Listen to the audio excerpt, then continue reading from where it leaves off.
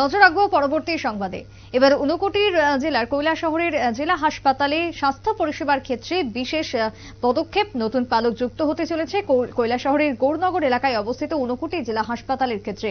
ঊনকোটি জেলা হাসপাতালে এবার স্পেশাল নিউবর্ন কেয়ার ইউনিট অর্থাৎ শিশুদের আইসিইউ যেটা চালু হতে যাচ্ছে তার প্রস্তুতি এবার একেবারে শেষ পর্যায়ে। কারণ এর আগেও আমরা জানিয়েছিলাম আইসিইউ শিশুদের যেটা নিউবর্ন কেয়ার ইউনিট চালু হওয়ার ব্যাপারে ইতিমধ্যেই সমস্ত চিকিৎসকরা, যার মধ্যে বিশেষ করে সুপারিনটেন্ডেন্ট পূর্ণকৃত দেববর্মা, রাজ্যের স্বাস্থ্য দপ্তরের অধিকর্তা, সকলেই তা পরিদর্শন করেছেন, খতিয়ে দেখেছেন।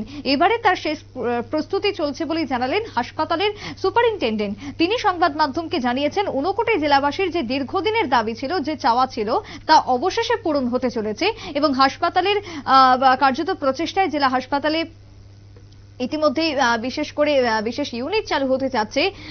এসএনসি ইউ চালু হতে যাচ্ছে। মূলত জন্মের পরে শিশুদের সাথে সাথে যে সমস্ত শিশুদের সুবিধা দেওয়া হয় বা দেখা হয়, সেই সব শিশুদের চিকিৎসা কিংবা যত্ন নেওয়া হয় এই ইউনিটে, যে ইউনিট এবার শুরু হতে চলেছে ঊনকোটি জেলা হাসপাতালে। এই প্রসঙ্গে সুপারিনটেন্ডেন্ট হাসপাতালের ডক্টর পূর্ণকৃত দেববর্মা কি জানিয়েছেন শুনুন। এটা একটা এসএনসি মানে হলো special neonatal care unit. Just জন্মের পরই যে বাচ্চাগুলোর কোনো অসুবিধা দেখা দেয়, ওদের কেয়ারের জন্য এই ইউনিটটা বানানো হয়েছে। এটা এখানে অনেকদিন ধরেই বানানোর জন্য চেষ্টা চলছিল, কিছু কিছু কাজ হয়ে হয়ে আটকে যাচ্ছিল। যাই হোক, আমি যখন এই হসপিটালের ভার পেলাম তখন আমার ইচ্ছা হলো না এটাকে তো খোলা উচিত। যাই হোক, আমার দপ্তরের প্রয়াসে বা আমার প্রয়াসে অনেক কষ্টে আমরা প্রায় কাজ শেষ করে নিয়েছি। কিছুদিনের মধ্যেই আমরা এই ইউনিটটা খুলে নেব। আশা করি এতে অনেক নিউবর্ন বেবিজদের সাহায্য হবে। এখানে মেইন সমস্যা আমাদের ছিল যে কন্টিনিউয়াস একটা পাওয়ার সাপ্লাইয়ের দরকার, যেটা অনেক চেষ্টার করে আমি এখন করতে পেরেছি।